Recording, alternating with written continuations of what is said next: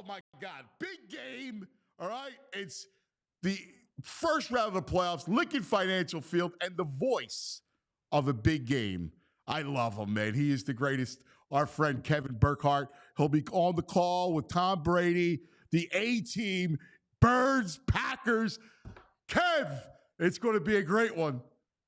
I mean, first of all, great to see you. It's been a minute, and I feel like all is right with the world. Second of all, I mean, where would I rather be than the Link playoffs, a little cold weather. I saw the snow maybe on Saturday. I wonder if we can move the snow to Sunday just to give me a little draw. I mean, I can't wait. It's going to be a heck of a lot of fun. And yeah, let's go. Here we go. It is, and you being back there, it's perfect. I mean, I have to say, it feels like a big game. When you do the call, Kev, it feels big. There's a bigness that comes with it. I love it. And you and Tom together, my God, it's fantastic. He's become he's gotten better and better. And it was funny, we were talking about it before before you came on. No doubt that he would be great at it. He's great at everything.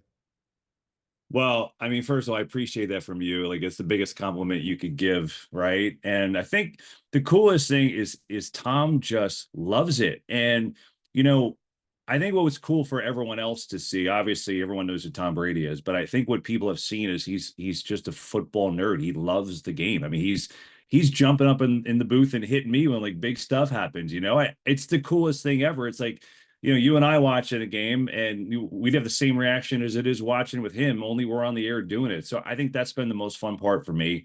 We're having fun. And obviously, yeah, he's the greatest player to ever do it. So it's cool getting those kind of insights. So you know, and he's excited. We got this game. He's like, let's go. He's excited to come back to Philly. It's been fun, like going to all the different venues with Sure. him as a broadcaster. You know, obviously he played in most of these, if not all of them, but it's been cool, like from a broadcasting perspective and seeing like the fans' views and how they react to him. It's been cool. It really has. But for your perspective too, like you have a difficult job because you have to call the action. You also have to you have to set time on wherever your analyst is. You have to set up. But I think what really helps is, and it comes through, is the chemistry. Like you have that way about you. You have it in baseball. I watch the studio shows, and when you have the three greatest players, right, with A-Rod and Jeter and Poppy, and it just flows. It's like a bunch of guys around a bar, and it's organic, and it's fun. I mean, I think you have that with Tom. I mean, I appreciate it again. I mean, like that's the goal, right? Like you want to, like we're not doing rocket science here. I mean, the idea is you want people to feel like they're hanging with you at the game or at a bar watching the game. Like, yeah, with the baseball show, it's the same. And for me, it's just building relationships and trying to build trust with anybody that Yeah. I work with, or really anyone in the industry. You know that. And Yep. you know, I think it's just when you have that and you have a friendship and you have trust, I think that it comes across the air seamlessly. So Tom and I spent a lot of time together in the off season, you know, and getting to know each other. And it wasn't all, we practiced a ton, but it wasn't all that. It was really just getting to know each other. I just think he comes from there. And not every broadcasting team in history has been like best friends, but I think as long as you have a relationship and a respect and a trust, I think that greatly helps the process. Definitely, definitely. Hey, what makes Lincoln Financial Field so special in January? Well, I mean, for me, it holds a special place because I sat there through a lot of those playoff games I as a know you fan, have. right? So, I mean, you know, but I just think it's, you know, the passion is just so good.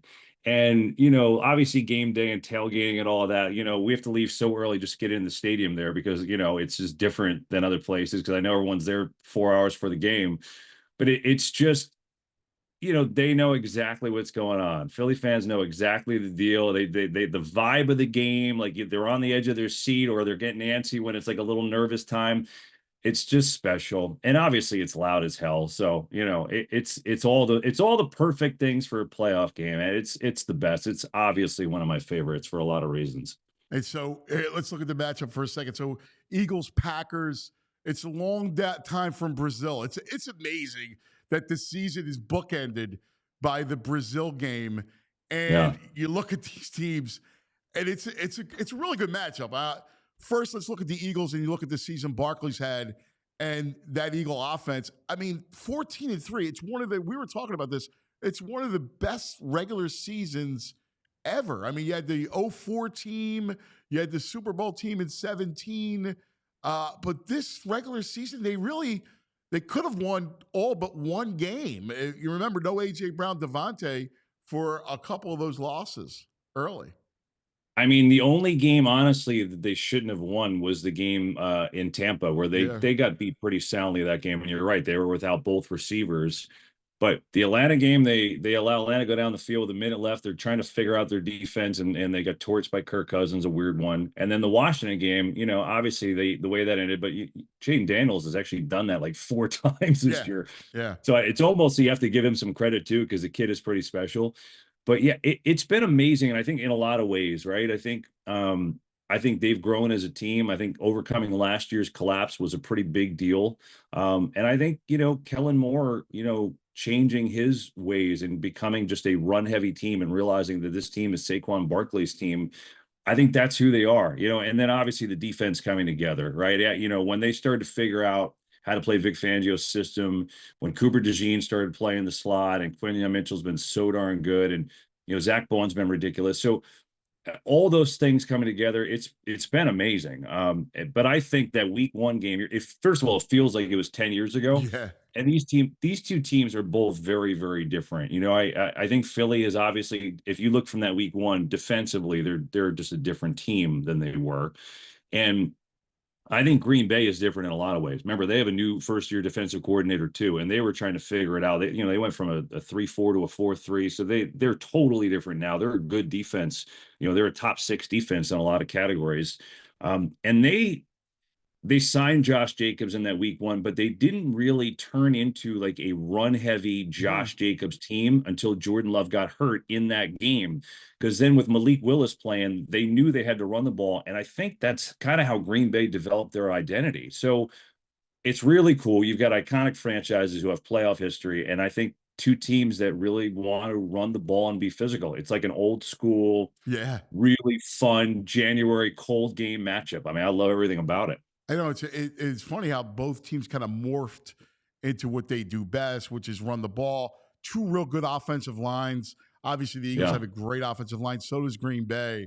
So that piece of it, you mentioned the defense. And to me, one of the keys has been Jalen Carter. And you look at what kind of game wrecker he's been. That pressure up the middle is such a nightmare for quarterbacks to deal with. And I mean, he's played more snaps by a long shot than he's ever played, and he's just been dominant, man. That, like, having a dominant defensive tackle like that just changes everything defensively. He played more snaps than almost every defensive lineman in the league. So think about that, Aaron, right? Like, you talk about him coming out and like early last year in his Eagles tenure, like people talked about his conditioning and getting used to being, and now the guy's playing as much as any defensive lineman in the league at that level. I mean, just look at them up the middle, with him, who's been amazing. Zach Bowen's been the best story defensively in the league. I mean, he's not only maybe the best linebacker in the league, but his story is unbelievable. And, they saw something in him. They gave him an opportunity. He's been great. And then, I think on the back end, they've been really, really rock solid there. Bringing back CJ Gardner-Johnson's been a good move. And so, the challenge this week is, how do they not let Jacobs run wild and Green Bay to get the big plays off the play action, right? And the one thing in their favor is, even though Jordan Love has played at a high level the second half of the year, much like last year, they haven't had the chunk plays of late. Green Bay hasn't. And now they lose Christian Watson for the year, who's their big play guy. So I think that's the question of the game in terms of, how's Green Bay going to find those plays, which they're so good at. They haven't had them the last couple of weeks, and now they don't have Christian Watson. So that's kind of the cat and mouse, I think, from that standpoint, that part of the ball anyway. And that kind of really kind of fits into how Fangio likes to play, which is to keep everything in front of you. He doesn't give up a lot of big plays. And the other advantage I think the Eagles have in the secondary is, Quinyon Mitchell has had an amazing rookie year. And then they could match up in nickel and or dime with Isaiah Rodgers. And look, Reed's terrific, and Dobbs, and Bo Melton will come in, Wicks. But the Eagles do have the secondary, I think, that can kind of hold up. So that's a fascinating piece of it. Yeah, and DeJean's so good. I mean, and in the, he's been unbeatable in the slot. And Yeah. now their best receiver is Jaden Reed, who is a really good player, but he's been relatively quiet for some strange reason. Like the last 6, 7 games, he hasn't had the same production that he's had. Actually, I think his best game of the year was against the Eagles in Week 1. Yeah. So that is kind of the matchup there. And then I think, Ant, for the Eagles, I mean, look, you could say this every game, and this is kind of a cliche thing, but for them, it's just true because the numbers back it up. They just can't turn it over 3 times. I mean, like Yeah. it's simple, Yeah. right? Like you see the difference with them when they don't turn it over. I mean, they never lose under Serianni when they win the turnover battle. So they just can't be sloppy with the ball. Give the ball to Saquon, give the ball to AJ Brown, and then let the defense do their thing, which they've done the last 11 weeks of the season, with the exception of the fourth quarter versus Washington. And obviously, the big storyline is going to be Jalen coming back off the concussion, right? Yeah. Hasn't played in 3 weeks. What sort of rust? What sort of ways they've started off slow for much of the season to start games. So that's going to be something that's going to be interesting to watch, and they need to overcome. You go back to the Super Bowl season 2 years ago, and this, they were the fastest starter in the NFL. They scored Yeah. literally every opening drive, including in the Super Bowl against the Chiefs. They've been terrible at it this year, and that's what actually makes it even more amazing that they've had to a lot of times come back, from the bad early start. And it's not just the opening drive; the whole first quarter they've been a Yeah. really bad team. So it's amazing they've been able to overcome that. But you would like to change that here, and I think it's going to be fascinating to see how they start this game and what they call, right? Because not playing in 3 weeks is a real deal. And, you're playing against a defense that has found its footing, that they're really, really good. So, does Kellen Moore try to get some just quick things to get Jalen Hurts in a little bit of rhythm, maybe a couple zone reads for him? Yeah. I think the first quarter is going to tell a good story. They haven't been good at it all year. And you would think that there's going to be a little bit of rust, because not only played, he hasn't, touched a football in 3 weeks. So that's definitely something to watch. And they're gonna sell out against Barkley. I mean, you have to go that route and sell out against the run and say, all right, Jalen, you're gonna have to beat me early before I adapt. I think just the threat of Jalen running Yeah. is a big deal. And then I think the other thing is, you got to stick with it. To me, we've seen it so many times. He's had, 4 60-yard touchdown runs this year, for crying out loud. But I think like Barkley's a lot like Christian McCaffrey had been the last couple of years with San Francisco. You go watch a game and he'll go nothing, 75-yard touchdown. Yeah. Yeah. So I think you just got to be patient if it's not there with him early, because he's going to break one. He's going to, he's had multiple games like that this year. And I think that's going to be key too, is just kind of, if it's a little ugly, a little murky in the beginning, maybe the crowd gets a little antsy, Ant, just stick with him. Just stick with, because he's going to break one. It's inevitable. He does it every game. All right. There's 2 guys I want to talk to you about real quick. Yeah. First is Serianni. And the story of Serianni is amazing, right? All these wins, double-digit wins, his first 4 seasons, makes the playoffs all 4 years, including the Super Bowl, has the slide last year. It's a tumultuous offseason. They're talking about, he's not talking to Jalen, and there's a rift between him and the quarterback. He's got to get 2 coordinators. How he gets into 2 coordinators, and then he gets off to a 2-2 start. There's a lot of talk in town. You heard all the talk. Oh, well, he survived. Will he be a casualty? All this stuff. And lo and behold, they finished 14-3. There's something about him that works. Listen, I've never seen a coach that's won that much that's been under scrutiny every single week. Yeah. Yes. And yes. I think Nick just kind of fits the city, because look, he's fiery. He's mean mugging to the camera. He's chirping the fans. He's talking some smack to the other team during games. And you know what? It just kind of works with the Eagles. It does. It just kind of works. It does. And I mean, listen, the bottom line is winning games, right? And the bottom line is winning games. And I also think it takes a little something to back off. And he obviously has input on the offense and during games, but I think it takes a self-awareness to back off too. You bring in 2 new coordinators and maybe let up some of the reins of the controls to, Kellen Moore, and just so look, yeah, I mean, I think sometimes he gets a little fired up, and sometimes it might be a little too much. And obviously, we love showing it on TV. It's great television. It is great. Um, but it's just listen, it's who he is. Nick gets fiery during a game, and I just think it kind of works with this team, and they kind of feed on it. Listen, bottom line is he's been there for 4 years. They've made the playoffs every single year. I don't know what else result wise you can't do better than that. And then the other guy that you grew up an Eagle fan, so you remember the lean times. What Howie Roseman and Jeffrey Lurie have done, if you think about it, since they've been relevant since Andy in 2000. I think Andy kind of showed them the way, and they've continued it, and they have been a contender every year. They're an amazing story, man. Like you're talking like 25 years of relevancy. It's pretty darn good. I mean, they're one of the best organizations in the sport, right? And Jeffrey Lurie is an amazing owner. And Howie Roseman's track record's pretty incredible. Seemingly every move that he's made has kind of worked out for them. And I tell you what, last year could have broken a lot of teams. He really could have. That was pretty bad the way they kind of finished the year and dive bombed in the playoffs, and really kind of a non-competitive game against Tampa there.